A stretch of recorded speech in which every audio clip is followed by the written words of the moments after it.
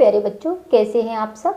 आज हम इस वीडियो में कक्षा 7 जीवों में श्वसन अध्याय 6 के प्रश्नोत्तर को करेंगे। आपका पहला प्रश्न है, कोई धावक दौड़ समाप्त होने पर सामान्य से अधिक तेजी से गहरी सांसें क्यों लेता है। उत्तर, क्योंकि दौड़ने के दौरान उसकी मांसपेशियों को अधिक ऊर्जा की आवश्यकता होती है, जिससे अधिक ऑक्सीजन की मांग होती है। दौड़ के बाद शरीर में ऑक्सीजन की कमी को पूरा करने के लिए वह गहरी और तेजी से सांसें लेता है।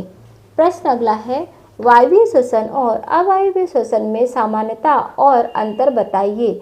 समानता है, दोनों में ऊर्जा का निर्माण होता है, दोनों में ही ग्लूकोज का अपघटन होता है।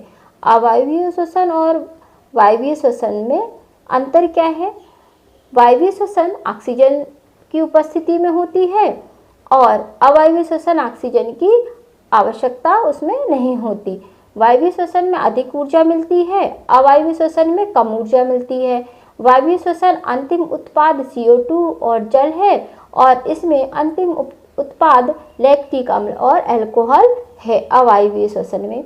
इसी प्रकार से प्रश्न क्रमांक 3 है, जब हम अधिक धूल भरी वायु में सांस लेते हैं तो हमें छींकें क्यों आ जाती है। उत्तर है, क्योंकि धूल कण हमारी नाक की झिल्लियों को उत्तेजित करते हैं, जिससे शरीर उनकी सफाई के लिए छींकों द्वारा प्रतिक्रिया करता है। प्रश्न 3 परख नलियां हैं, A, B, C में से किस परख नली में कार्बन डाइऑक्साइड की सांद्रता सबसे अधिक होगी।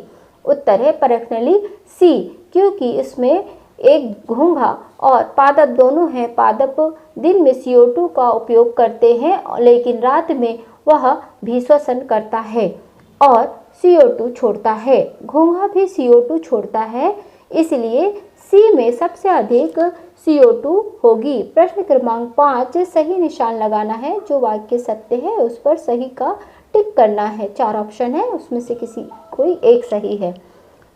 क, तिलचट्टों के शरीर में वायु प्रवेश करती है उनके तीसरा श्वसन रंध्रों द्वारा। ख, अत्यधिक व्यायाम करते समय हमारी टांगों में जिस पदार्थ के संचय के कारण ऐंठन होती है वह है लैक्टिक अम्ल। प्रश्न, किसी सामान्य वयस्क व्यक्ति की विश्राम अवस्था में और औसत श्वसन दर होती है 15 से 18 प्रति मिनट।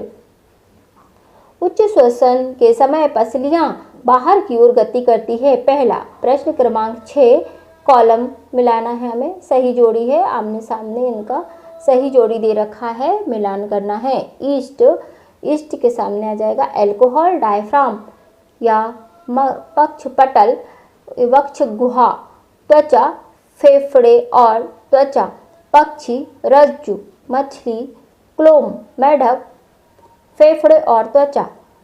प्रश्न 7, बताइए निम्नलिखित वाक्य सत्य है या असत्य। सत्य असत्य हमें छांटना है। अत्यधिक व्यायाम करते समय व्यक्ति की श्वसन दर धीमी हो जाती है। असत्य, व्यायाम के समय श्वसन दर तेज हो जाती है। प्रश्न ख है, पादप में प्रकाश संश्लेषण केवल दिन में जबकि श्वसन केवल रात में होता है। असत्य, पादप में श्वसन दिन और रात दोनों समय होता है।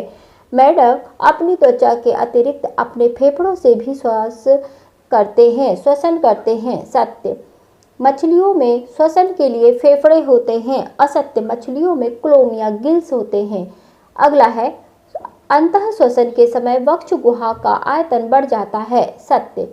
प्रश्न क्रमांक 8 है, पहेलियों को हल कर जीवों एवं श्वसन अंगों से संबंधित शब्द खोजिए। प्रत्येक वाक्य का उत्तर एक शब्द में लिखना है। नीचे दिए गए अक्षर इस प्रकार से है। कॉकरोच की वायु नलिका ट्रेकिया, वक्ष गुहा को घेरे हुए हड्डियों की संरचना पिंजरा, वक्ष गुहा का निचला सतह डायफ्राम, परी की सतह पर सूक्ष्म छिद्र स्टोमेटा, कीट के शरीर पार्श्व भागों के छोटे छिद्र स्पाइरिकल, मनुष्य के श्वसन अंग फेफड़े, वे छिद्र जिनसे हम सांस भीतर लेते हैं। अंतः वक्ष नासिका एक वायवीय जीव है। ईस्ट श्वसन तंत्र वाला एक जीव मनुष्य, फेफड़ों वाला जीव मेढक, मानव पर्वतारोही अपने साथ ऑक्सीजन सिलेंडर ले जाते हैं। प्रश्न है क्यों, इसके बारे में हमें बताना है। क, 5 किलोमीटर से अधिक ऊंचाई पर वायु नहीं होती। वहाँ उपलब्ध वायु की मात्रा पृथ्वी की सतह से कम होती है। ऊंचाई पर वायु का ताप भूतल से अधिक होता है। वहाँ पर वायु दाब भूतल की अपेक्षा अधिक होता है। इसका उत्तर है ख। वहाँ उपलब्ध वायु की मात्रा पृथ्वी की सतह से कम होती है। ये सारे आपके अभ्यास के प्रश्नों के उत्तर हो गए। आशा करती हूँ आपको ये वीडियो बहुत पसंद आएगा। अगर वीडियो पसंद आए तो इसे लाइक, सब्सक्राइब और शेयर करें और इन प्रश्नों के उत्तर आप अपनी कॉपी में भी लिख सकते हैं। मिलते हैं अगले वीडियो में, जब तक के लिए बाय।